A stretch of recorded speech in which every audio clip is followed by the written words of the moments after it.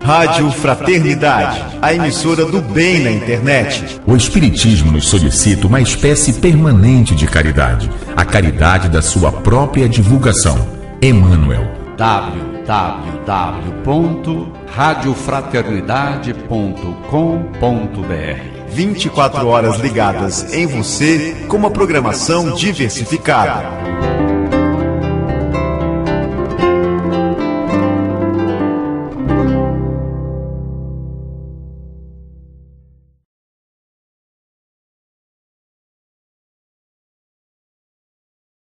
O homem que se autodescobre não mais permanece na indecisão. Cultiva pensamentos positivos, busca sua autorrealização e sua total harmonia. A paz, a fé e a confiança estão em tudo, e em todos está a inquestionável presença de Deus. Que é Deus? É o tema da noite. Questão primeira de O Livro dos Espíritos e questão primeira de nossa caminhada pelo autoconhecer-se. Para abordar este tema, convidamos Simão Pedro. Simão Pedro de Lima é graduado em Administração e História, mestre em Educação, especialização em Gestão Empresarial, História Moderna e Economia Contemporânea. É professor universitário em Patrocínio. No movimento espírita, atua como conferencista em todo o Brasil. É membro da Aliança Municipal Espírita e trabalhador da Sociedade Espírita Casa do Caminho, em Patrocínio. Com vocês, Simão Pedro.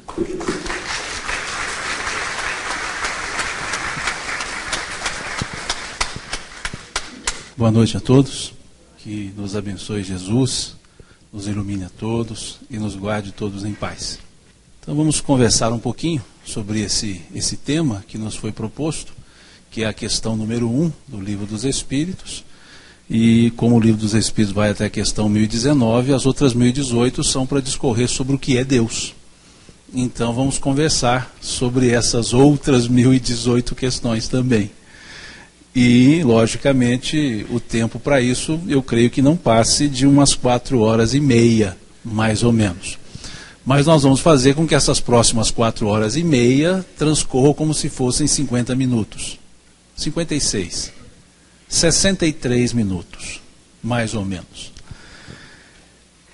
Na questão número 5 do Livro dos Espíritos, é colocado que o sentimento íntimo que todos nós temos da existência de Deus é uma das provas da existência de Deus.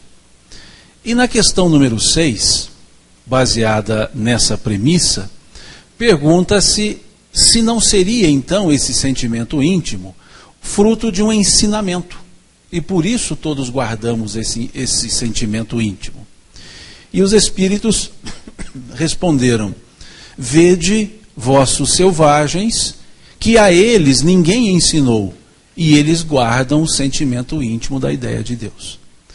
Então, a ideia de Deus, ou uma das provas ontológicas da ideia de Deus, é justamente nós sentirmos essa presença de Deus.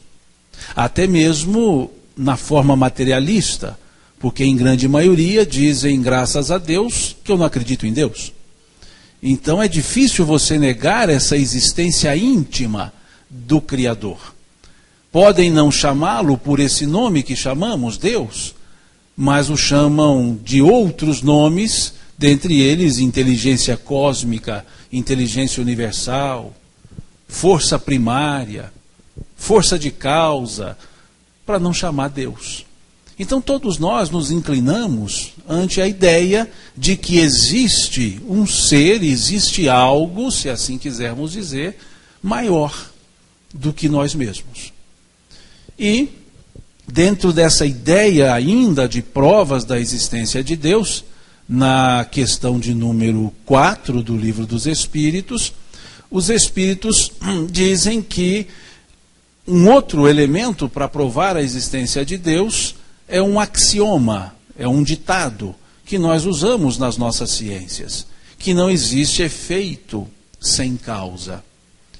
E o universo visto é um efeito, ele não é uma causa. Se ele é um efeito, ele precisa de uma causa. E se o universo então é efeito, algo o fez. E se esse universo não é feito pelo homem, outro ser o fez.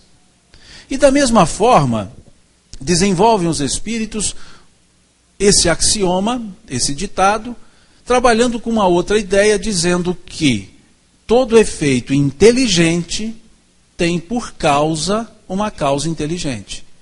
E o universo é visto como um efeito inteligente, pois a sua mecânica assim demonstra. Então, se ele é efeito inteligente, a causa precisa ser inteligente. Por isso, então, na questão número 1, quando se perguntou o que é Deus, os espíritos responderam: inteligência suprema do universo. Causa primária de todas as coisas. Causa causal. Que é o que nós percebemos no versículo 1 do capítulo 1 do Gênesis bíblico. Quando lá está escrito: no princípio criou Deus o céu e a terra. A terra era disforme e vazia, e o Espírito de Deus pairava sobre as águas. Vejamos que o texto começa: no princípio criou Deus. O verbo criar está no passado. Criou Deus. O que mostra que é uma ação que antecedeu ao princípio. Quando no princípio Deus já existia. Porque no princípio ele criou. E não, no princípio cria Deus. No princípio criou Deus. Mostrando então que Deus é antes do princípio. Então ele é causa primária, causa causal. E é a inteligência suprema. Então Deus é a causa do universo.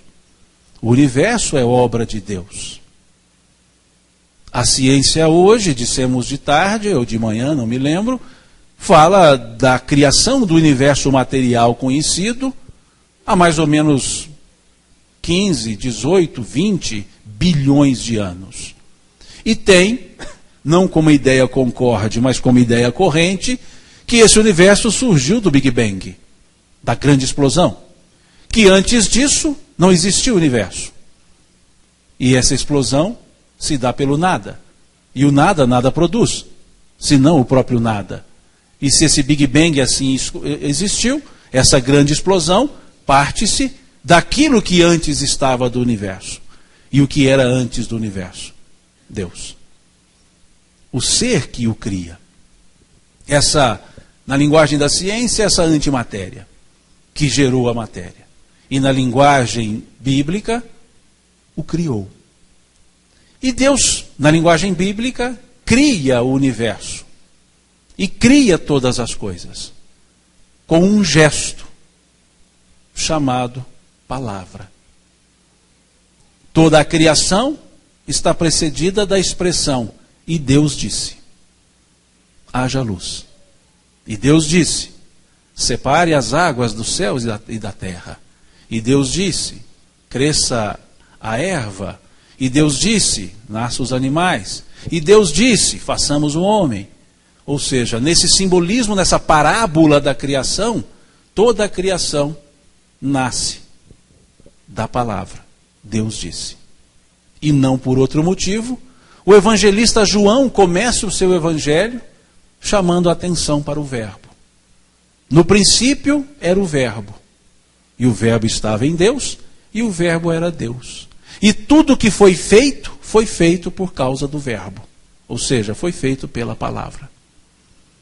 Então Deus simboliza nessa parábola o som. A criação é pelo som. A criação é por essa energia tão sutil da própria palavra. Como se o universo fosse criado por uma onda. E somente essa onda, na linguagem científica, foi capaz de promover o Big Bang. E somente essa onda, semelhante à onda produzida pelo som, movimentaria essa estrutura que antecedia ao universo. E aí verificamos que o Gênesis bíblico embora seja uma parábola, traz um elemento que coaduna com a energia criadora do universo, a energia do som. Por isso Deus disse.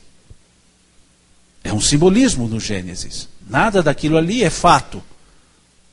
É parábola. É a forma encontrada para poder explicar, na ideia de uma época, um ser que já existia e que tudo havia criado. Por quê? Porque é o sentimento íntimo que todos temos.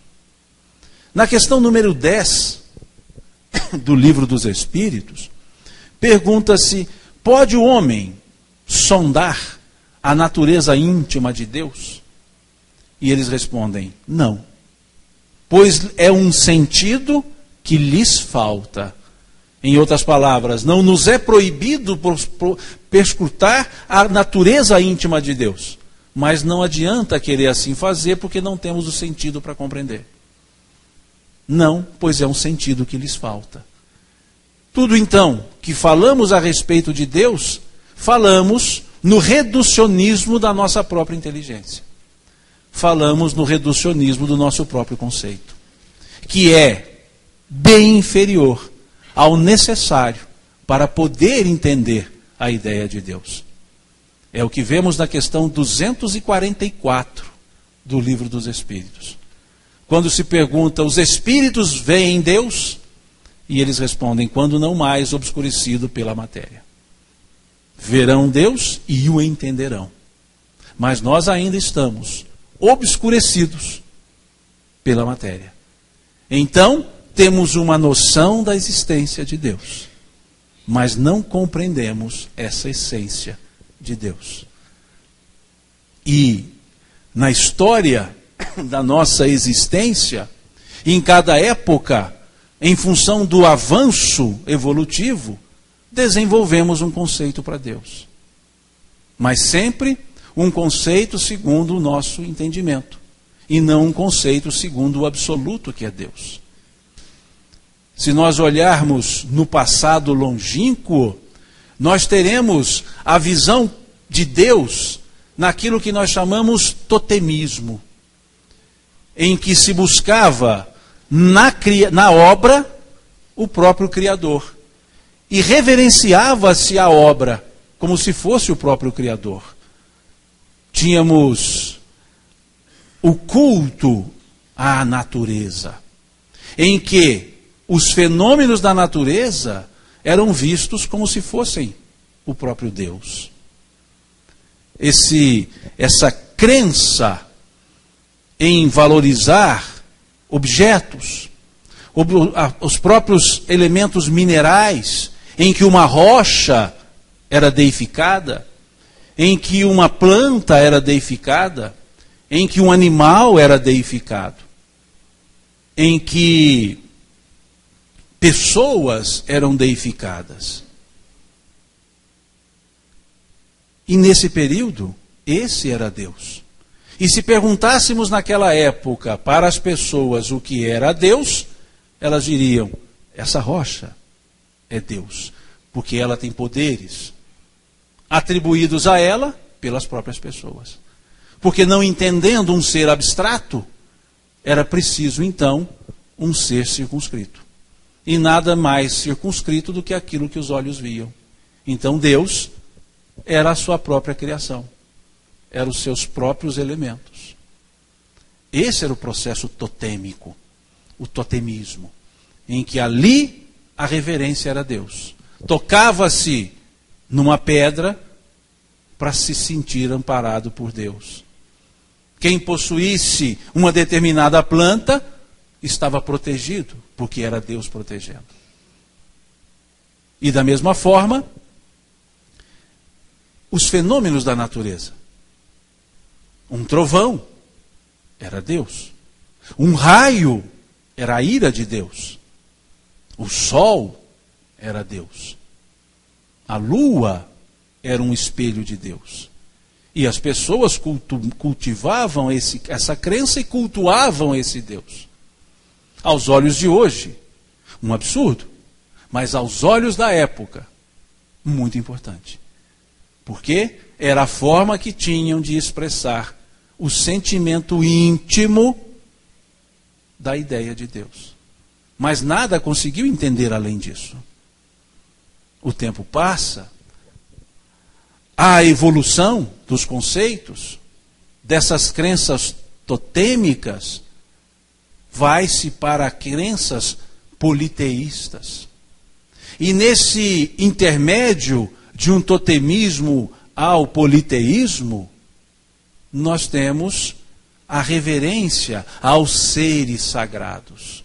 Antes de se tornarem deuses, os espíritos da natureza passaram a ser cultivados. E todos os fenômenos eram provocados pelos espíritos da natureza. E aí a crença naquilo que passou a se chamar animismo. A crença nos espíritos da natureza. E todos tinham os seus espíritos da natureza. O xamanismo. E isso era necessário. E bastava para as pessoas. Dos espíritos da natureza foram chegando os deuses. E povos desenvolvendo a crença em diversos deuses. O Deus que protegia um povo, o Deus que protegia uma situação. E aí não era mais um só Deus. Aliás, não era um só Deus. Eram deuses. E em diversos povos, cultos ou não, a ideia politeísta foi tomando forma. Desde os gregos cultos, no período pré-filosófico, naquele período mítico, nós tínhamos hierarquia de deuses. E deuses determinados para cada elemento, para cada momento da existência humana, para cada movimento da própria natureza. De Zeus, que ficava no alto do Olimpo, coordenando todos os deuses. Aquele que cuidava das águas, dos mares, Poseidon. O que cuidava dos elementos do ar, Hermes. E assim para cada elemento da natureza um outro Deus. E esse conjunto de deuses formava a Pleiade do Olimpo. E cada uma cidade cultivava um deles. Atena, Poseidon, cada um buscava. Porque ali eles sentiam força. Então percebemos que as pessoas buscavam força em Deus. E dentro do conceito da época, era suficiente entender aqueles deuses, cheios de vontades e que interferiam diretamente na vida das pessoas. Mas não eram só os gregos. Nós tínhamos deuses que se degladiavam, como os deuses da Pérsia Aquemênida, em que Ormuz se contrapunha a Arimã, em que os dois buscavam serem venerados pelas pessoas. Ormuz, o Deus bondoso. Arimã, o Deus da guerra, o Deus da raiva. O Deus que se enciuma pelo culto a Ormuz e faz chover por 40 dias e 40 noites na terra, para que pudesse vingar-se das pessoas que cultuavam Ormuz. Então tínhamos esse politeísta no Deus Mitra também da Pérsia Aquemênida, porque precisavam assim entender alguém para lhes proteger. No Egito, também o politeísmo desde o deus da morte, Anubis, até o deus da força, Amon. Então vivíamos nesse politeísmo, mas em função de sentimento íntimo da ideia de Deus. Mas buscando o entendimento do que era Deus dentro do conhecimento que se tinha naquela época, para aquele povo. Os romanos, de Júpiter, o deus dos deuses, a Marte, o deus da guerra, a Vênus, da amorosidade, a Dionísio, o deus das festas, dos vinhos, a Plutão, o deus da escuridão, Então cada povo buscava uma crença. Cada povo buscava colocar em firme esse sentimento íntimo da ideia de Deus. Mesmo que aos olhos de hoje, confusos, mas aos olhos da época, justificados. Porque sentiam-se protegidos, sentiam-se bem. O politeísmo ficou. E tivemos um ensaio monoteísta, que acontece no Egito. Quando um faraó, Amenófis IV, não mais concordava com essa série de deuses. E aí ele entende que um só Deus existiria. E aí ele apresenta o Deus Atom. E não mais aceita nenhum outro Deus. Muda o seu nome de Amenófis para Akenaton, aquele que respeita Atom, e ali Atom passa a ser o criador de todas as coisas. Para aquele momento, naquele ensaio monoteísta, um só Deus criou o mundo. Um só Deus criou as pessoas. Um só Deus cuidava das pessoas. Não durou muito tempo. E a força politeísta acaba voltando. E com a morte de Akenaton, volta o politeísmo egípcio. Então a primeira experiência monoteísta não foi com os hebreus. Foi com os egípcios. Depois, chega uma ideia mais forte, monoteísta, num ensaio de fixação monoteísta, na figura de Abraão, que é o que nos chega, então, para hoje, a estrutura judaico-cristã. Convivendo com o politeísmo, tanto na sua origem, em Ur, na Caldeia, como em outras regiões, tanto do Médio Oriente, do Oriente ou do próprio Ocidente. Mas essa ideia vai tomando força. Esse Deus propõe a Abraão, ainda Abrão, que saísse de Ur e fosse buscar a terra prometida. E ele sai de Ur e pela primeira vez dá-se um nome a esse Deus, que é mais uma reverência do que um nome. Ele é chamado de El, Senhor.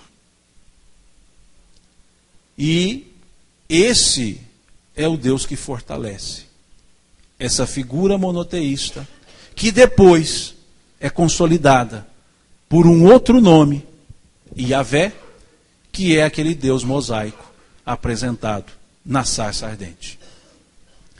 E a história nós conhecemos, a libertação do povo hebreu e a fixação desse monoteísmo. E esse povo hebreu é responsável, então, por essa fixação que hoje temos do monoteísmo de um único Deus. Mas sempre os deuses, ou nesse caso, Deus, guarda a relação com o conhecimento das pessoas. Guarda a relação com o nível evolutivo das pessoas. E como era esse Deus de Moisés? E como era esse Deus de Abraão? O Deus de Abraão era um Deus epifânico, ou seja, que conversava diretamente com as pessoas, que vinha à terra para o diálogo. O Deus de Moisés, Yahvé, era um Deus epifânico, porque também conversava com as pessoas, como na sarça ardente. E um Deus desconhecido, porque Moisés lhe pergunta: quem sois? E ele fala: eu sou o Senhor teu Deus. Ele se apresenta. E ali cria as suas regras, as suas leis.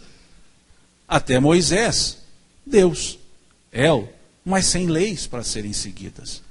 Depois de Moisés, Yahvé, com estabelecimento de leis. Mas que tipo de conceito de Deus era esse?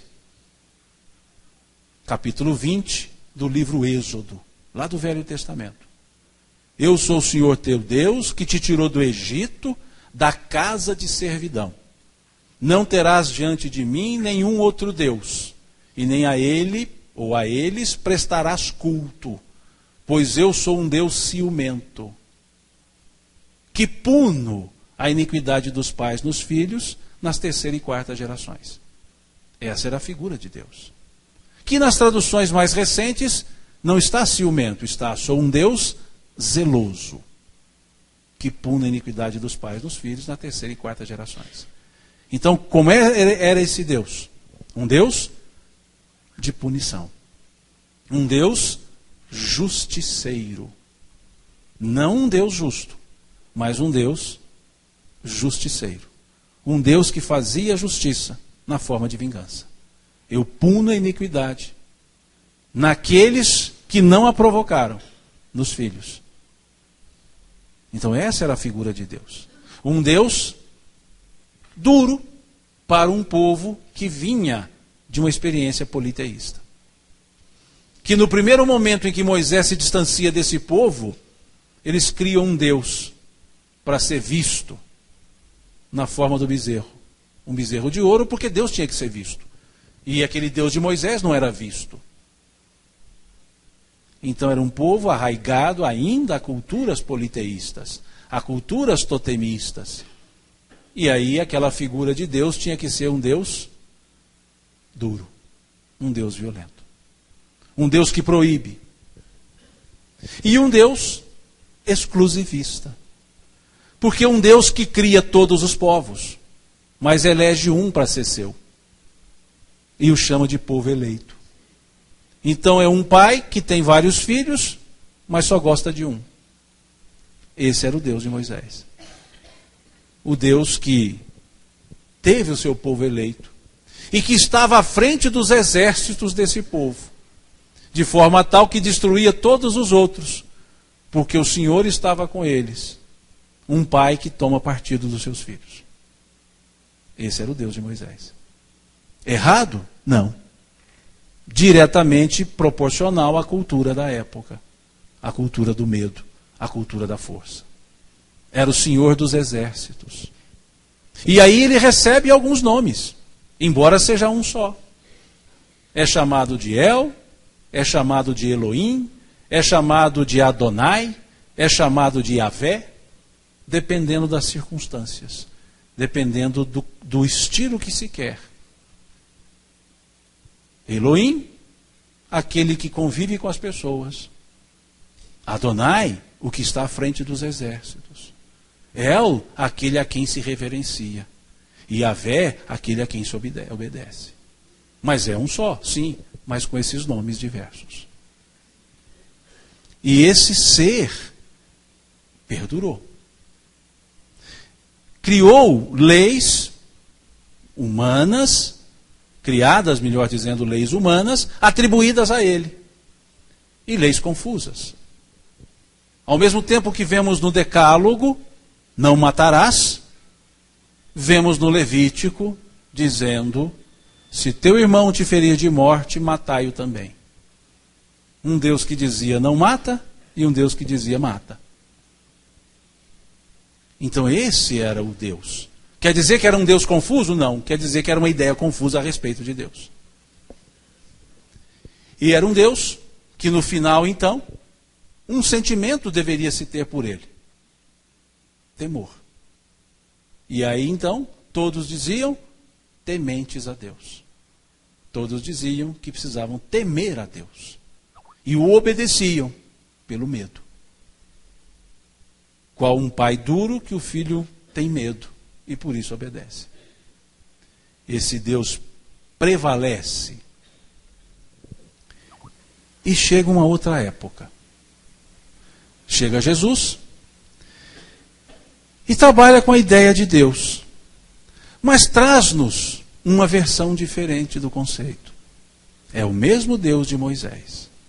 É o mesmo Deus dos hebreus. É o mesmo Deus.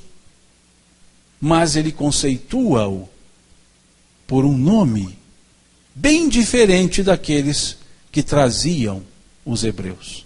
Ele o chama por Abba, papai. Não é nem pai, papai.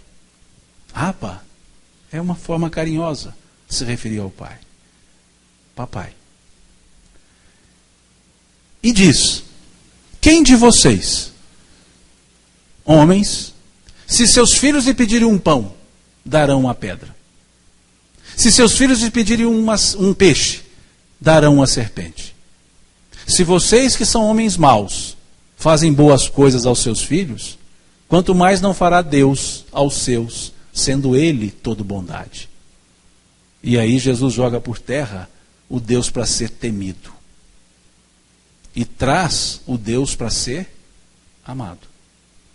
E o respeito a Deus não é mais pelo medo, é pelo amor.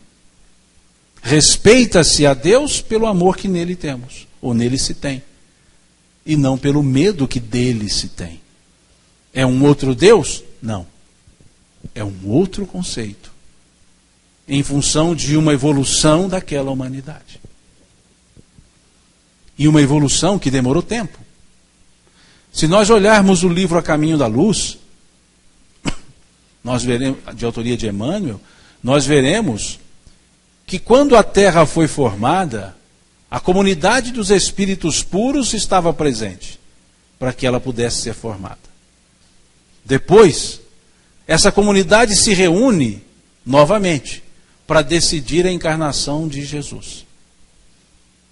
E entre a formação da Terra e a encarnação de Jesus, foram 4,5 bilhões de anos. A Terra ficou 4,5 bilhões de anos se ajustando para receber esses espíritos.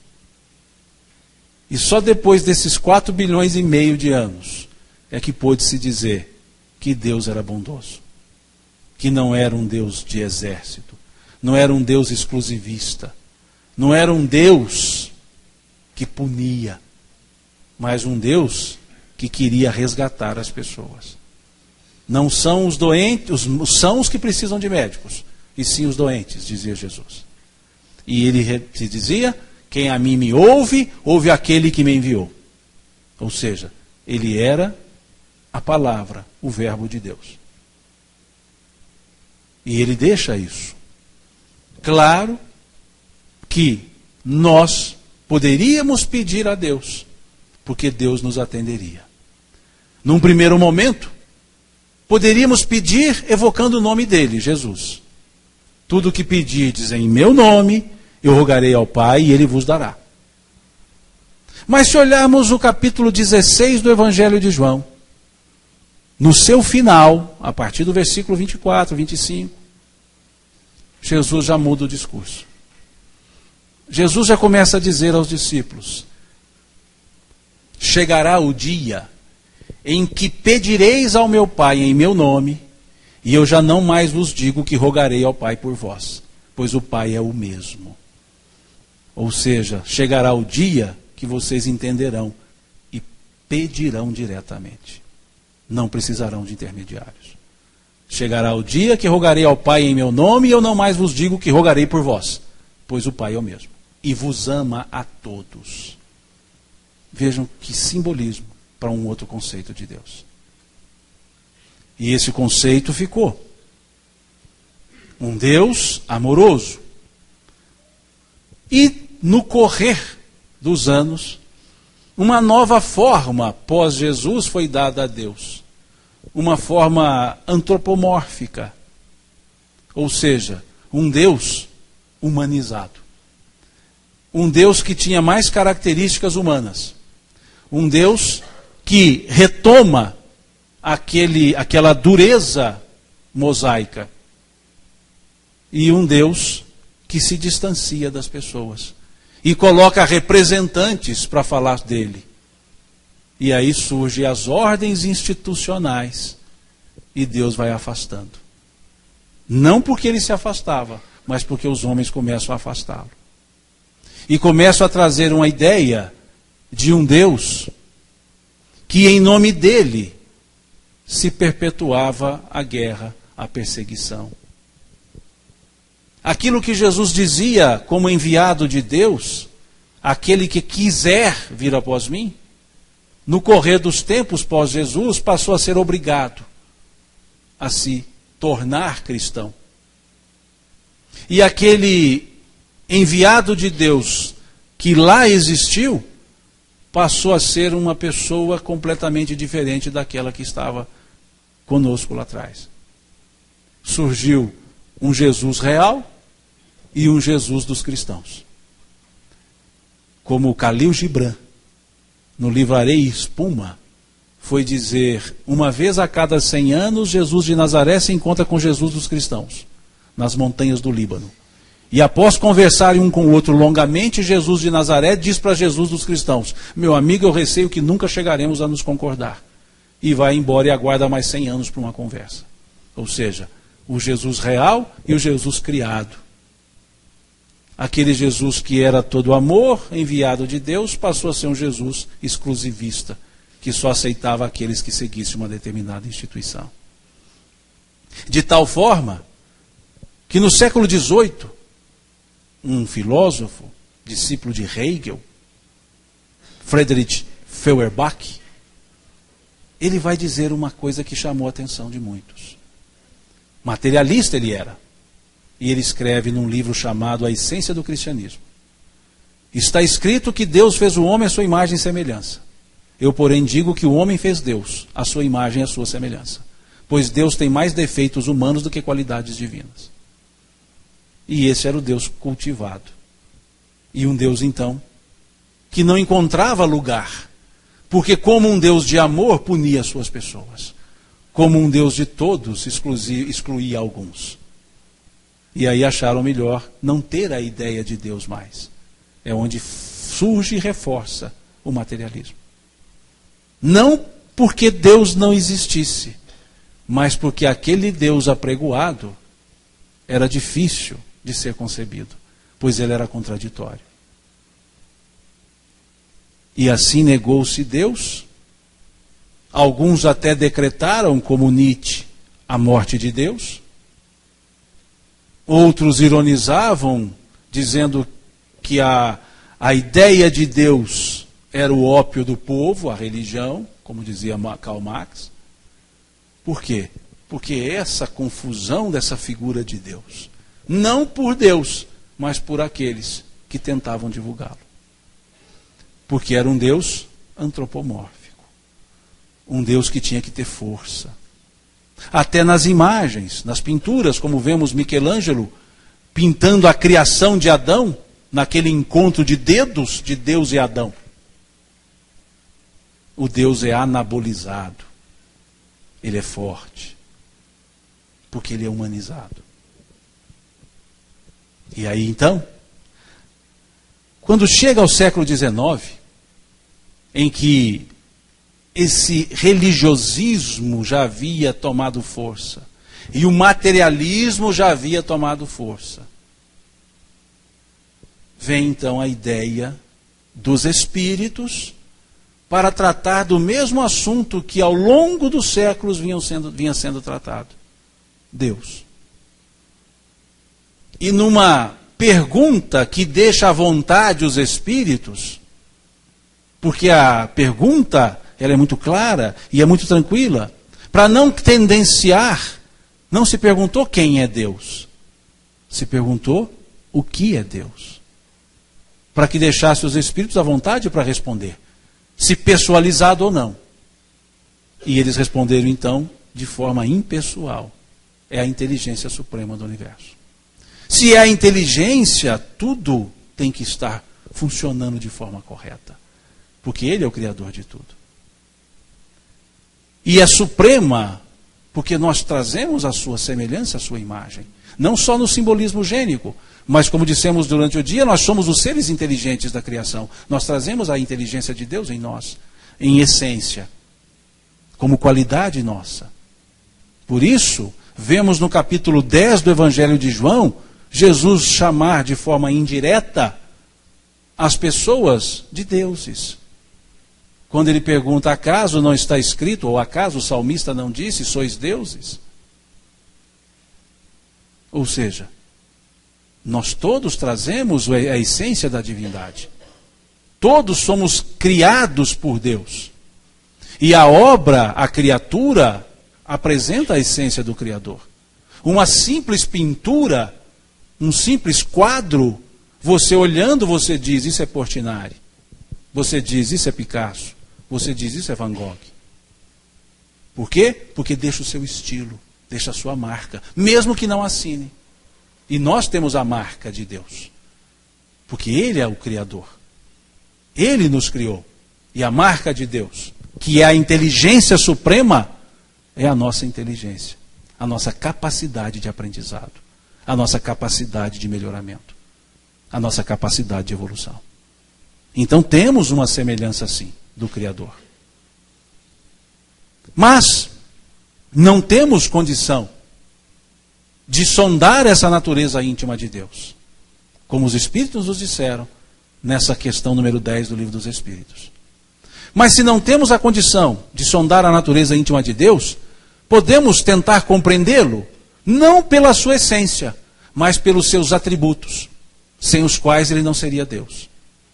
E aí na questão número 13 do Livro dos Espíritos, propõe-se os atributos de Deus. Atributos sem os quais Deus não poderia ser tido como Deus. E aí então dizem os Espíritos, de uma forma apenas didática, mas não absoluta: Deus é eterno. Deus não pode ter tido um início, porque se ele teve um início, ele foi feito. E se ele foi feito, aquele que o fez é que é Deus. Então Deus tem que ser eterno. Ele não pode ter um início e não pode ter um fim.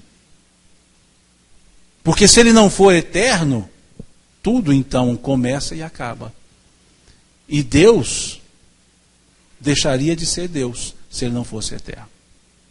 Então esse atributo é fundamental para que Deus seja Deus. Que ele seja eterno. Que ele seja incriado. No princípio criou Deus, ou seja, ele já existia antes do princípio. Então ele é eterno. Mas não basta ele ser eterno. Para que seja Deus é preciso que ele também tenha outros atributos. Que ele seja imutável. Porque se Deus é mutável, ele não está acabado, porque está em transformação. E não seria Deus. Então Deus é imutável. Mutáveis foram os conceitos a respeito de Deus. Mas Deus nunca deixou de ser Deus. Então ele é imutável. Ele não pode estar sujeito à mutabilidade. Se ele é imutável, suas leis são imutáveis. Porque se elas fossem mutáveis, nós não teríamos estabilidade para poder viver. Porque ora estaria de um jeito, ora de outro jeito. E as leis de Deus, sejam elas físicas, sejam elas morais, são imutáveis. Mutáveis são as leis dos homens. Se voltarmos ao Código Mosaico, veremos um grupo de leis que são imutáveis e um grupo de leis que são mutáveis. Um grupo de leis que quaisquer legislações que digam diferente, esse grupo de leis não muda. Por exemplo, não matarás. Pode uma lei dizer, é permitido matar, mas aquele que é sujeito da morte gera tristeza para os seus familiares. Mesmo a lei dizendo, pode fazer, a naturalidade da lei natural, ou seja, da lei de Deus, diz, não deve fazer, porque causa tristezas. Então, mesmo a lei humana dizendo, mate, a lei divina diz, não mate. Mas a lei permite, humana, mas o dano vai acontecer do mesmo jeito. Não roubarás. Mesmo que diga uma lei humana, pode roubar, aquele que for vítima do roubo sofrerá. E a lei de Deus nunca é para o sofrimento. Então o decálogo são as leis imutáveis. E todas as outras do Levítico e do Deuteronômio são leis mutáveis, são leis humanas. Leis atribuídas a Deus, mas que não vieram dele. Por quê? Porque elas mudam com o tempo. E Deus é imutável. E tudo que dele deriva, também tem que ser imutável. Se olharmos uma das leis atribuídas a Deus, é dito no Levítico que uma mulher no período impuro não pode sair de casa, não pode tocar em nenhum objeto, não pode encostar numa pessoa. Se sentar em um banco, tem que atear fogo nesse banco. Se tocar em uma pessoa, tem que queimar o lugar tocado. E o que é uma mulher no período impuro? Senão o ciclo da menstrualidade. E hoje não é assim. Senão nós teríamos fogos e mais fogos por aí. com tantas bilhões? Mas por quê? Era uma época em que regras de higiene precisavam ser legisladas. E para ser obedecidas não podiam ter um cunho humano, tinha que ter um cunho divino. E aí essas leis eram humanas, revestidas como se fossem divinas. E elas caíam em desuso como caíram em desuso. E as leis de Deus não podem cair em desuso, porque são imutáveis. Então, de todo aquele corpo das leis do Levítico, do Deuteronômio, o Decálogo é parte das leis de Deus. É imutável. Quaisquer um daqueles mandamentos podem até ser permitidos por leis materiais, mas causarão transtornos, se desrespeitados. Por quê? Porque a lei de Deus, a lei natural, foi feita para a felicidade do ser humano. Questão 614 do Livro dos Espíritos. E essa imutabilidade de Deus é então imutabilidade nas suas leis. Mas não basta Deus ser eterno e ser imutável. Ele também precisa ter um outro atributo. Deus é imaterial. Porque se ele fosse qualquer tipo de matéria, com o conceito que nós temos para a matéria, ele estaria sujeito à mutabilidade. Então Deus não pode ser material. Tem que ser imaterial. Para que seja Deus, ele precisa de um outro atributo. Tem que ser único. Porque se outro existir e diferenciar um do outro, que seja num fio de cabelo, aquele que tiver mais é Deus. Ou seja, Deus não pode ter concorrência. Deus só é um. Então ele precisa ser único. Mas não basta também ser único. Ser imaterial, ser imutável, ser eterno. Deus também precisa ser soberano em tudo. Ser acima em tudo. Ele tem que ter o soberano conhecimento. Daí então o atributo Deus onisciente. A onisciência. Tudo precisa saber. Porque se algo ele não souber, está acontecendo a sua revelia. E ele deixa de ser todo o poder. Então ele deixa de ser soberano.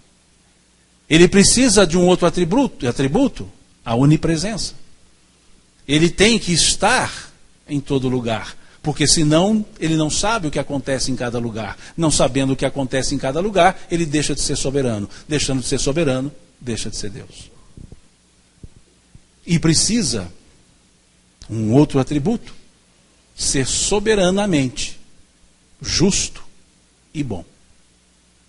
Porque se nas regras de Deus, nas leis de Deus, ou melhor, se as leis de Deus não forem equânimes, Deus seria injusto. E se ele for injusto, ele não pode ser Deus. E aí basta olharmos as injustiças atribuídas a Deus para entendermos a frase de Feuerbach. Por que ele entende então que a imagem e semelhança dos homens, Deus o foi? Porque ele passou a ter sentimentos que são humanos. Dentre eles, a vingança. Deus passou a ser um vingador. E sendo soberanamente justo e bom, ele não poderia ter esse sentimento. Esse sentimento é de quem? Humano. E transferimos para Deus. Esculpimos uma imagem segundo os nossos defeitos. E aí então os espíritos impessoalizaram, dizendo que ele não é pessoa, é inteligência suprema. Esse ser que a tudo regula, mas que em nada toca. Porque uma vez criadas suas leis, elas regem o próprio funcionamento delas mesmas. Então Deus não é aquela pessoa, aquele ser com um olho que nos segue e nos vigia. Ele tem as suas leis. Se delas afastarmos, as consequências serão naturais pela própria lei e não por punição de Deus. O que nos leva então a entender que Deus não pune as pessoas. que Deus não inflige às pessoas sofrimento, mas que as pessoas colhem as consequências das suas ações. Porque a lei de Deus trabalha com causa e com efeito. Fez-se de uma forma, o efeito é de uma forma. Fez-se de outra forma, o efeito é de outra forma. É o que eles chamam de teoria do relógio, em que um relógio é feito por um relojoeiro, mas o relojoeiro não fica movimentando os ponteiros, eles andam por si. É um mecanicismo natural, em que Deus cria, organiza e por si só as coisas funcionam. E Deus não fica ali num trono regulando as pessoas, regulando as ações. E para que isso ficasse mais fortemente gravado na ação de cada pessoa, onde Deus inscreve essas leis? Na consciência de cada um. Questão 621 do Livro dos Espíritos. Onde está escrita a lei de Deus? Na consciência. Mostrando então que não é uma lei escrita, é uma lei percebida. De nada adianta eu a ter em um livro se aquela leitura não me faz melhor, se eu não respeito. Mas a minha consciência me diz se estou caminhando bem ou não. E então quem me pune? A minha consciência. Quem me liberta? A minha consciência. Por quê? Porque é onde está escrita a lei de Deus. Porque ali é onde Deus se manifesta, na consciência das pessoas. E precisa de alguém responder por ele? Não. Cada um responde por si. Como dizia o apóstolo Tiago, na sua única epístola. Cada um dará contas de si mesmo a Deus. E esse Deus é bom. Tão bom que Jesus assim o colocou. Quando um jovem chega para Jesus e diz: bom Senhor, o que devo fazer para ganhar a vida eterna? Jesus lhe responde: por que me chamais bom? Bom só há um, Deus, que está nos céus. Então, como esse ser bom vai punir as pessoas? Como esse ser que é bom vai perseguir pessoas? Como esse ser que é bom vai escolher pessoas para ele cuidar e outras para ele destruir? Como esse ser bom vai querer o perecimento das suas criaturas? Como esse ser bom vai querer o sofrimento para as suas criaturas? Com o simples capricho de querer testá-las.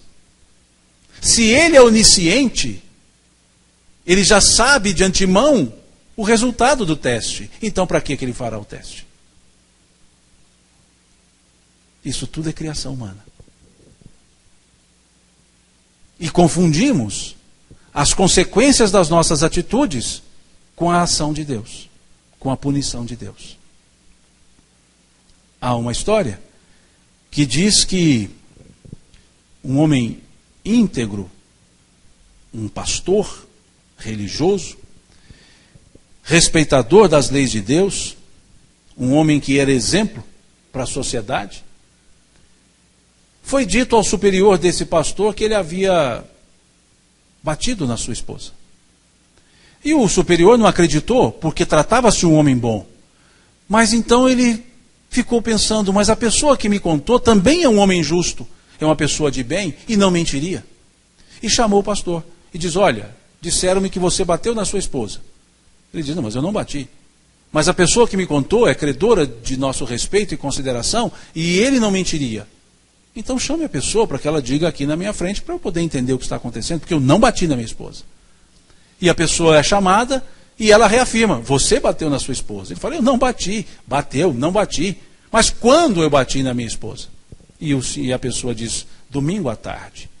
Nós somos vizinhos, eu estava em minha casa, escutei sua esposa gritando: socorro, socorro, socorro, acudam-me. Eu subi no muro e estava o senhor com um negócio na mão, correndo atrás da sua esposa e batendo na sua esposa, e ela gritando socorro, o senhor batendo. E ele então disse: isso é verdade, mas não da forma que você pensa.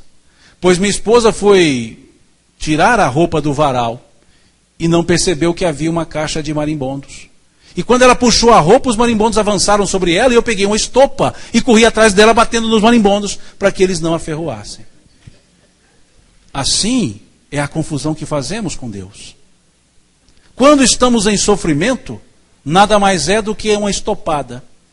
Nada mais é do que a estopa de Deus nas abelhas, nos marimbondos da inércia, da maledicência, para evitar que sejamos picados.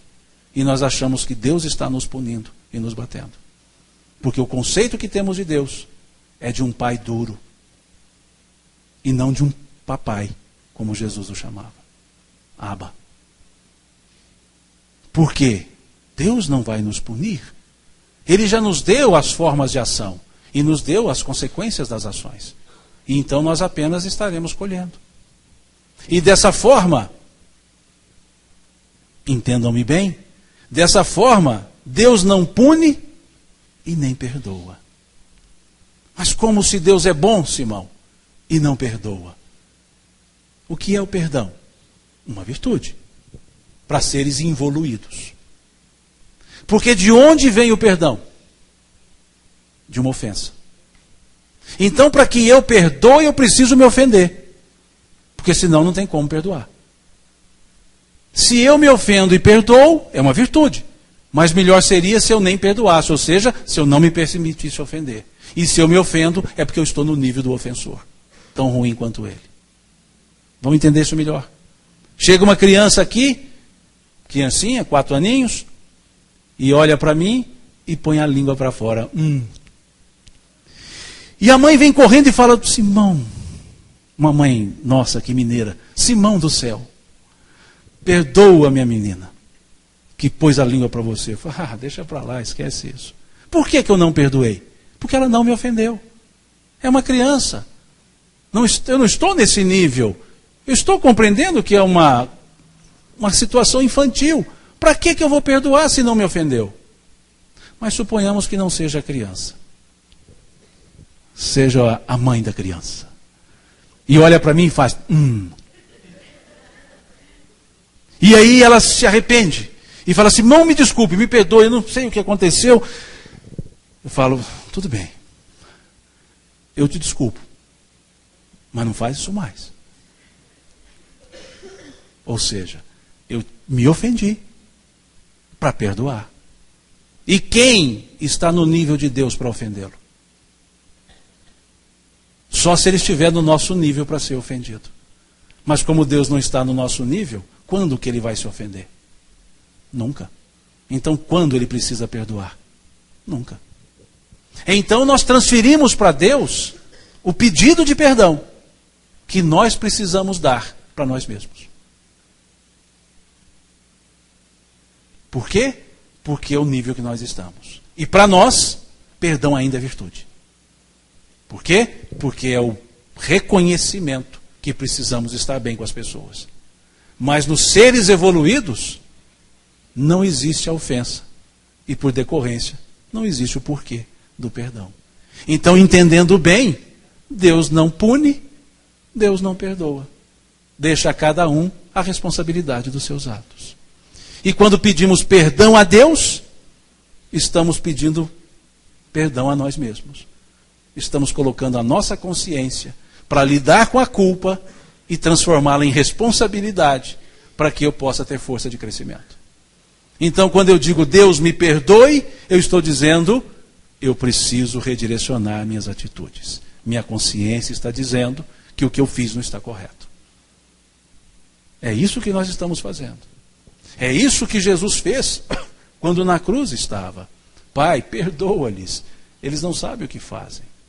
Em outras palavras, estava dizendo: olhem, pensem melhor vocês mesmos. E não carreguem uma culpa daquilo que vocês não sabiam o que faziam. Transformem isso em responsabilidade e modifiquem suas vidas. Isso é que ele estava dizendo. Quando ele curava as pessoas, ele dizia: tua fé te salvou. Ele dizia: vai e não peques mais. Ou seja, você é responsável pela sua melhora. Você é responsável pela sua vida.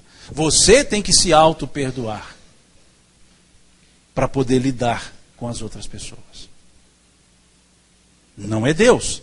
Mas Jesus aqui representou a ideia de Deus. Embora tenham criado em 325 a ideia da Trindade. Mas Jesus não é Deus. Jesus é aquele ser perfeito que Deus nos oferece. Mas simboliza para nós a própria essência de Deus. E no simbolismo, suas ações devem ser olhadas. E nós somos seres que nos sentimos, muitas vezes, injustiçados pela vida, pelos acontecimentos da vida. Somos seres, obviamente, fora de Coromandel, que nos magoamos com as coisas, que transferimos a responsabilidade para os outros. E se houve uma pessoa que poderia ter se frustrado, ter se decepcionado e ter se magoado, essa pessoa teria sido Jesus. Mas ele não ficou assim. Ele entra em Jerusalém saudado pelas pessoas, chamando-o de rei, colocando tapetes no chão, flores, jogando flores nele, e mais ou menos 5 ou 6 dias depois, aquele mesmo povo estava dizendo: crucifique-o. Se fosse qualquer um de nós, ou se fosse a maioria de nós, que estivéssemos naquela cruz, olhando para aquele povo, talvez nós diríamos: que papelão, hein? Eu entrei aqui, vocês me aplaudiram, agora me crucificam? Estou frustrado com vocês. Oh, não esperem de mim mais nada. Mas Jesus fez o quê? Pai, perdoa-lhes. Eles não sabem o que fazem. Jesus simbolizava Deus. Jesus materializava as leis de Deus. Então era exemplo de como entender e vivenciar o conceito de Deus. Jesus escolheu a dedo os seus 12 apóstolos. Mas a dedo mesmo. Ele foi apontando: Pedro, André, João, Tiago. Foi chamando um por um. Judas de novo, Bartolomeu, Filipe. Foi chamando um por um. E escolheu os 12. Gente boa. Tinha muitos, e ele escolheu 12. E disse: não fostes vós que me escolhestes, eu vos escolhi a vós. Tudo gente boa. Ele vai preso. Na noite que ele é preso, antes disso, um trai. Um outro nega. E quando ele é preso, 9 fogem. Turma boa. Gente boa. Só um ficou lá com ele. João, o Batista. Desculpe, João, o Evangelista. E Jesus é crucificado, entre aspas, morre, reaparece, e ele reaparece para os apóstolos e diz assim: na hora do aperto vocês me largaram, pois agora não contem comigo. Ele disse isso? Ou ele disse: a paz esteja convosco? E nós diríamos o quê? Isso mesmo. Que papelão. Mas não, ele disse: a paz esteja convosco. Mas estavam 10, e não os 11. Porque Tomé não estava. E Tomé fica sabendo e fala: eu não acredito. Só acredito se ouvir e tocar. E aí ele aparece de novo. Tomé com os apóstolos. E fala: aproxima, Tomé, toca-me. E Tomé lhe toca e fala: Senhor. Ele fala: acreditaste, porque viste-me e tocaste-me. Bem-aventurados que creem sem nada ver e tocar. Mas ele não disse: eita, mas você é incrédulo, hein, Tomé? Não. Só isso. E Pedro? Pedro nega Jesus. E Jesus avisa para ele. Porque Pedro, ele tinha uma personalidade assim, bem ao estilo do trabalho dele, né? Igual as ondas. Uma hora estava lá em cima, uma hora lá embaixo, aquela coisa. E Pedro, quando Jesus fala: o Filho do Homem será preso, será traído, e todos dizem: serei eu, Senhor? Serei eu, Senhor? E Pedro fala: Senhor, eu irei contigo onde fores, até a morte, se preciso for. E Jesus vira-se para Pedro e fala: Pedro, aliás ele diz: Pedro, os espíritos das trevas querem fazer-te dobrar como o vento dobra o trigo. Mas eu orei ao Pai para que a tua fé não desfaleça. E te digo mais, hoje ainda, antes que o galo cante, negar-me-ás 3 vezes. E o que acontece? Nega as 3 vezes. E o que Jesus diz para Pedro? Pedro, pode deixar. Você está no meu caderno. Não, ele não disse isso para Pedro. Ele, conversando com todos, parou e disse: Pedro, tu me amas? E Pedro responde: Senhor, tu sabes que te amo. Apacenta as minhas ovelhas. Continua a conversa. E novamente se vira para Pedro e fala: Pedro, amas-me mais do que estes? E Pedro fala: Senhor, tu sabes que te amo. Apacenta as minhas ovelhas. E lá no final da conversa ele vira-se para Pedro e fala: Simão, filho de Jonas, Simão Bar-Jonas, amas-me mais do que todos? E Pedro responde chorando: Senhor, tu sabes tudo, tu sabes que te amo. Apacenta as minhas ovelhas. E aí é que caiu a ficha de Pedro. Caiu a ficha, não está nos evangelhos. Aí é que caiu a ficha de Pedro. Pedro negou Jesus de boca 3 vezes. Jesus pediu o que para ele? Para reafirmar o amor a Jesus por 3 vezes de boca. Pronto. E Pedro aí entendeu, foi: não, posso falar em nome dele. Vejam, Jesus simboliza a lei de Deus em nós. Não é à toa que os discípulos, que os Espíritos disseram, na questão 625 do Livro dos Espíritos, que ele, Jesus, é o nosso modelo perfeito. É o nosso guia e modelo para a humanidade. Em outras palavras, o que é que nós devemos fazer antes de fazer qualquer coisa? Nos perguntar como Jesus faria aquilo que eu vou fazer. E aí a lei de Deus estará sendo vivenciada. Porque ele foi aquele que aquele que demonstrou como é viver a lei de Deus. E deu N exemplos para nós. E nós ficamos magoados porque convidou todo mundo para o aniversário e não nos convidaram. Perdemos noite de sono. Quem essa pessoa pensa que é para não me chamar? Não, o que ela pensa que ela é eu não sei, mas o que você é ela sabe, tanto que não chamou. E a gente fica possesso. Quem ele pensa que é para falar isso comigo? Você sabe com quem você está falando? Fora de Coromandel. Porque aqui não acontecem essas coisas. Veja. Diz Jesus aos discípulos: no mundo, tende os governadores que vos mandam e dirigem. Não será assim dentre vós. Aquele que quiser ser o maior, seja o que mais sirva. Faça-se o menor. Porque o Filho do Homem não veio para ser servido, mas para servir. E a gente quer o quê? Ser servido. Inclusive por quem? Por Deus. Porque queremos que Deus resolva os nossos problemas. E dizemos: entreguei meus problemas para Deus.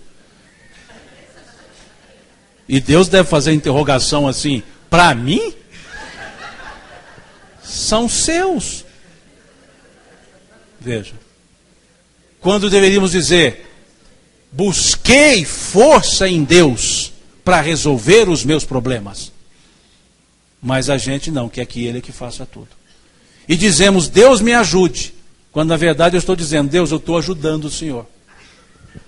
Porque a gente quer pegar a menor parte e a maior parte é dele. Quem pega a menor parte é quem ajuda. Então quando eu digo Deus me ajuda, eu pego a maior parte e ele pega a menor. Mas eu quero passar a maior para ele. Aliás, a totalidade para ele. Por quê? Ah, mas ele é bondoso. É bondoso, mas é justo. É soberanamente justo e bom. E se é justo, a cada um segundo suas obras. Porque nos atributos de Deus, Ele é justo.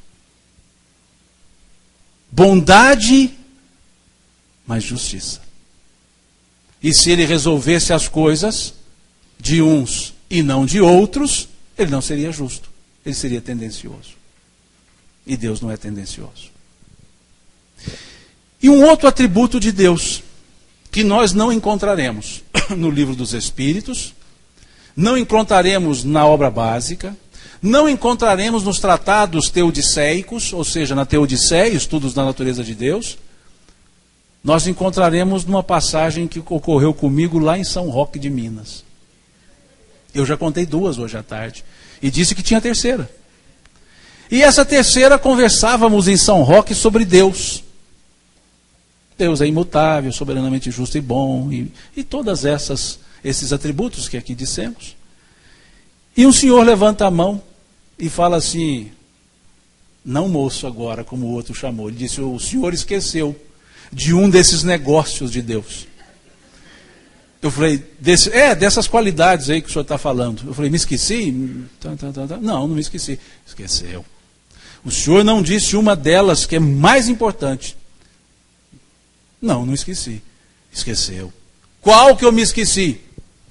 E o centro espírita lá fica na parte alta da cidade, então você olha pela janela, você vê a Serra da Canastra, vê lá a Cachoeira do Santo Antônio, não vê a do São Francisco, do Santo Antônio, e vê aquela natureza exuberante.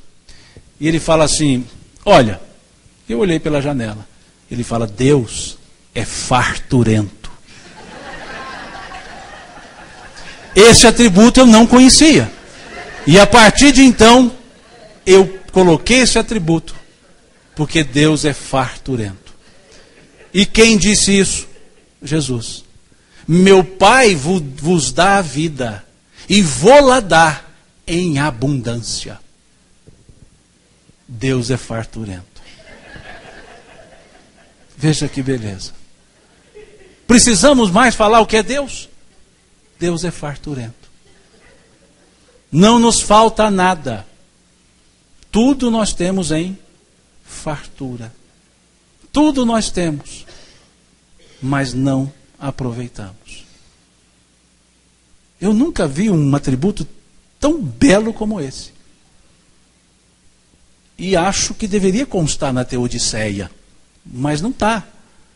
Mas esse senhor, naquela sabedoria da simplicidade do ser evoluído, foi dizer isso. Deus é farturento.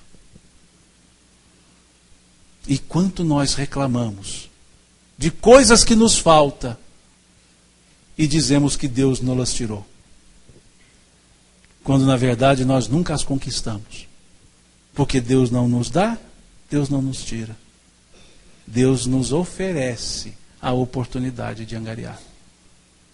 Somos livres na ação e responsáveis nas consequências. Precisa então de Deus punir, de Deus perdoar, de Deus vigiar? Precisa colocar uma imagem com um olho e dizendo o olhar do Senhor te acompanha? Não precisa. Porque isso é inspiração de medo. E Deus não me acompanha. Deus está em mim, com a essência que Ele me deu quando me criou, o ser perfectível que eu sou. Não perfeito, mas que posso me aperfeiçoar, porque trago a divindade em mim. Deus não me vigia. Deus me sustenta. Pelo fato de me ter criado, de ter me criado. Deus não me cobra. Apenas espera o cumprimento das suas leis. Então, esse é o conceito de Deus que a doutrina espírita nos traz. Um Deus que não fica a tiracolo. Um Deus que eu não chamo quando preciso. Um Deus que, na verdade, é imanente. Não panteísta, imanente. Está em tudo sem nada ser parte dele. Está em tudo. Está, como dizia o professor Eurípides, está na ave, está nas flores, está na pedra, está no ar que respiramos. Em outras palavras, assim ele o disse. Mas não é panteísta. Nada é parte de Deus, mas em tudo pulsa o coração de Deus. E para senti-lo, não precisamos do totemismo, não precisamos do animismo, não precisamos do politeísmo, não precisamos de senti-lo em nada na natureza. Porque onde Deus expressa a sua sublime perfeição, não é no coração da natureza, é no nosso próprio coração.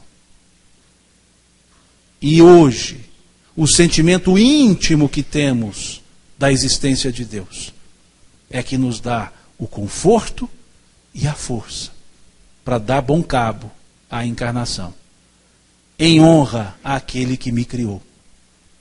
E que, simbolicamente, nada me disse quando me criou, a não ser uma palavrinha: viva. E pronto. E como eu honro esse Criador, honrando a vida que Ele me deu.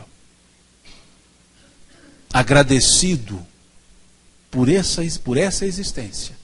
Porque Ele, uma vez me criando, nunca mais eu desaparecerei. Porque quando Deus nos criou, nos fez eternos, imortais.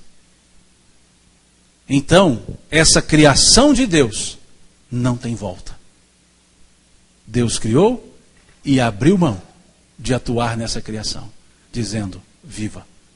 E não mais vai recuar. Ou seja, eu sou imortal. E o que eu posso agradecer senão pela imortalidade? Por ter me criado. Há uma letra de uma música que foi feita pelo Gladstone, lá de Belo Horizonte.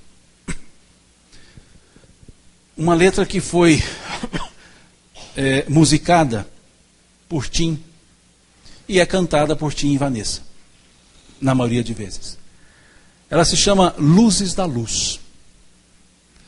E essa estrutura de letra foi fruto de uma gincana. No intervalo para o lanche, mineiramente falando, a merenda, foi feita uma gincana de quem fazia uma letra de música. E ali fez essa letra, no prazo de um lanche. E essa letra conta a história da evolução humana. E aí ele chama de Luzes da Luz. E diz: um frêmito da grande luz, e luzes jorraram em profusão. Ou seja, o que é um frêmito? Uma faísca. Uma faísca da grande luz, e um monte de luzes jorraram. O que é a grande luz? Deus. Um frêmito da grande luz, uma faísca de Deus, e luzes jorraram em profusão. Quem são essas luzes? Nós. Os Espíritos, nós. Um frêmito da grande luz, e luzes jorraram em profusão. Houve um tempo na eternidade, espaço na imensidão. A eternidade não tem tempo, por isso ela é a eternidade. A eternidade é atemporal. Mas quando fui criado, houve um tempo na eternidade. É como se Deus tivesse dito: para tudo que eu vou fazer o Simão. E naquele momento, só o Simão. Houve tempo na eternidade. Espaço na imensidão. O que é a imensidão senão a ausência de espaços? Mas quando fui criado, eu ocupei um espaço, porque eu sou uma individualidade, e ocupei um tempo, o meu tempo. Houve tempo na eternidade, espaço na imensidão. E aí ele vai dizer que nós temos um objetivo, por ter sido criados. E aí diz o texto, a letra da música: sustentar a vibração divina tornou-se o nosso afã. Ou seja, sustentar a vibração divina tornou-se o nosso objetivo.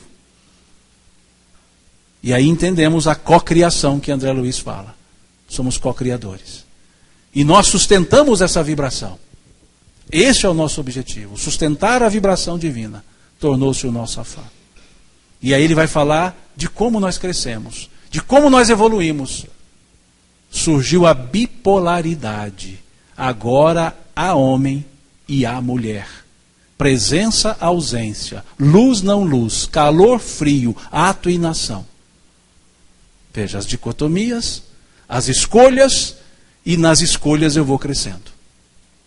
E aí ele acrescenta. O homem se ergue na figura de Adão. Ama e aprende a ser o rei da criação. O que é a figura de Adão? A figura do erro. E o homem se ergue no próprio erro. E aprende com o erro. E ama. E passa a ser o rei da criação.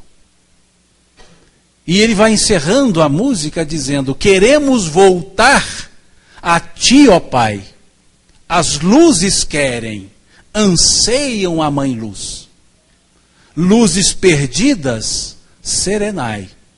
Eis o roteiro, segue Jesus. Veja que perfeição de letra. Que jogo de símbolos ele faz para mostrar que entendeu o que era Deus. O ser que nos criou, que nos deu a sua essência, que nos deu a liberdade de ação e que nos aguarda voltar a Ele. Não para nos perdermos nele, mas para sustentarmos com Ele a sua vibração divina. E qual o caminho para isso? Eis o roteiro, segue Jesus.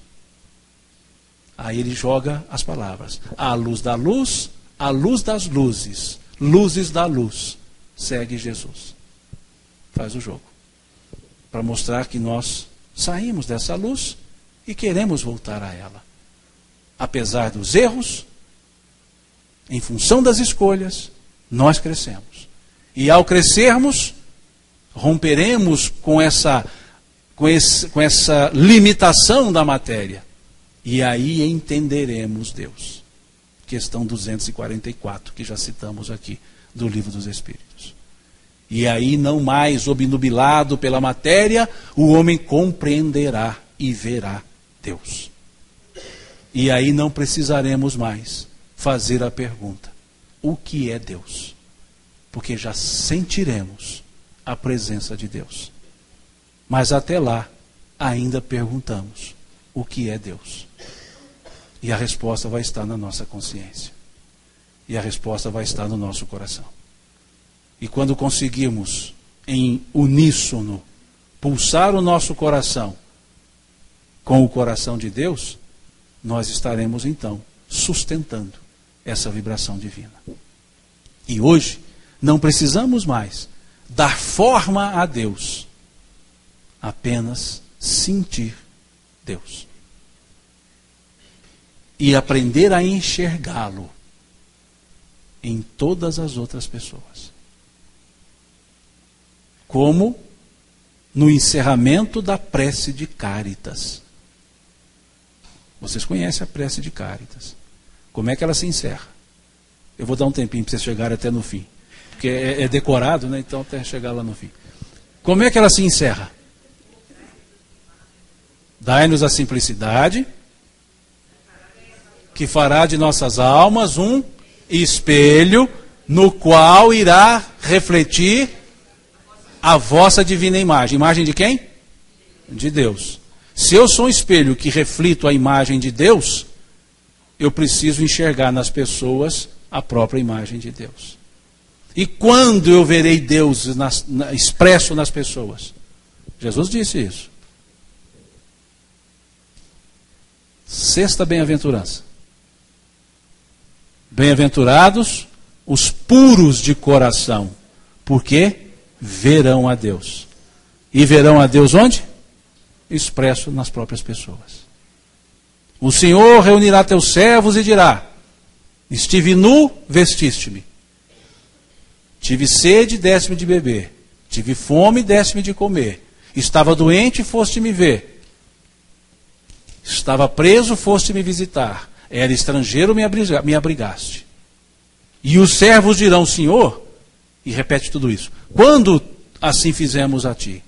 E o Senhor responderá: todas as vezes que fizeres isso a um dos meus, é a mim que o faz. Ou seja, quando perceberemos que todas as pessoas são a expressão de Deus? Quando tivermos puro coração. Por isso ela é a sexta bem-aventurança, ela não é a primeira. Tem muita coisa para fazer até chegar na pureza de coração. Tem 5 virtudes para desenvolver antes disso. Que não é tema da nossa conversa, o sermão ou as bem-aventuranças. Mas sem as 5 bem-aventuranças que antecedem essa sexta, eu não serei puro de coração.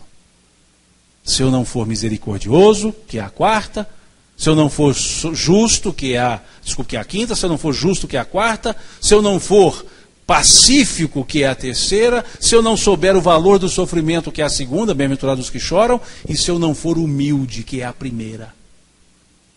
Por isso é a virtude mais necessária. Não porque ela é a maior, porque ela é a primeira. Sem humildade, nenhuma outra virtude eu adquiro. Então, o primeiro passo, bem-aventurados os pobres pelo Espírito, bem-aventurados os humildes.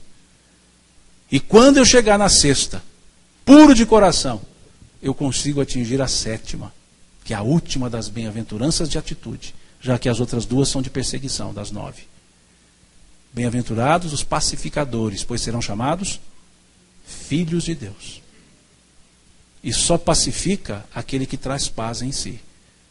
E aí, quando vamos lá na terceira bem-aventurança, bem-aventurados pacíficos, em outras traduções, os mansos. E depois a sétima, bem-aventurados pacificadores. Vejam, mas não é igual, pacífico, pacificador não. Ser pacífico é diferente de ser pacificador. Para ser pacificador eu preciso ser pacífico. Mas sendo pacífico não quer dizer que eu serei pacificador. Ser pacífico é não devolver o mal. Ser pacificador é devolver com o bem. Ser pacífico é não reagir. Ser pacificador é promover ação. Então por isso uma está na terceira, outra está na sétima. As bem-aventuranças são uma escala de virtudes, mostrando qual eu devo buscar para chegar na outra. E a gente quer ser chamado filho de Deus, quando na verdade nem humilde ainda conseguimos ser. E a pureza de coração, para que eu possa ver Deus e não mais perguntar o que é, mas simplesmente vê-lo expresso nas pessoas, os Espíritos disseram quando não mais estiver obnubilado pela matéria. E Jesus disse, quando tiver o coração puro. Quando o coração está puro, quando não mais estiver obnubilado pela matéria. Então há completa ressonância entre a questão 244 e a sexta bem-aventurança. Os Espíritos não fogem em nada dos ditos de Jesus. E Jesus não foge em nada dos preceitos de Deus. Seguir a Jesus é seguir a Deus. Porque Ele é aquele que disse, não faço a minha vontade, mas a vontade daquele que me enviou. E aquele que me enviou é essa inteligência suprema do universo, essa causa primária de todas as coisas, Deus. Espero que tenhamos pelo menos tateado a ideia de Deus, já que é um sentido que nos falta. E agradeço a vocês pelo convite, para estar aqui com vocês, a vocês pela paciência, peço desculpas pelo dia todo que nós ficamos conversando, desculpa se porventura algum conceito possa ter maculado o entendimento de vocês, não era essa a intenção, estou disposto a explicar qualquer mal entendido, estou disposto a retratar de qualquer erro. Basta que me indique para que eu possa me ajustar. E na mineirice de sempre, Deus lhes pague pela paciência, Deus lhes pague pela atenção, Deus lhes pague pela presença, Deus lhes pague pela caridade de me prestar os ouvidos para um exercício de uma fala, de um monólogo. Deus nos abençoe a todos, abençoe ao trabalho desse pessoal aí da Rádio Fraternidade que não mede nenhum esforço para ficar cobrindo os eventos espíritas, não para divulgar a rádio, mas para divulgar a ideia espírita. E tudo isso eles fazem por conta própria. Deslocam-se por conta própria, esforçam-se por conta própria e nada buscam em troca, senão apenas divulgar a ideia. Então nós temos que pedir que as bênçãos estejam sobre eles e agradecer também aos internautas que tiveram a paciência de ouvir sem olhar, ficando numa tela parada e ouvindo. Que Deus abençoe esses ouvidos, para que eles possam transformar em ações em palavras, passando à frente aquilo que nos foi passado por outro também. Então, que Deus nos envolva num clima de paz, que Jesus nos envolva na sua própria paz e que nós nos envolvamos na fraternidade universal dessa família chamada humanidade. Muito obrigado a todos vocês.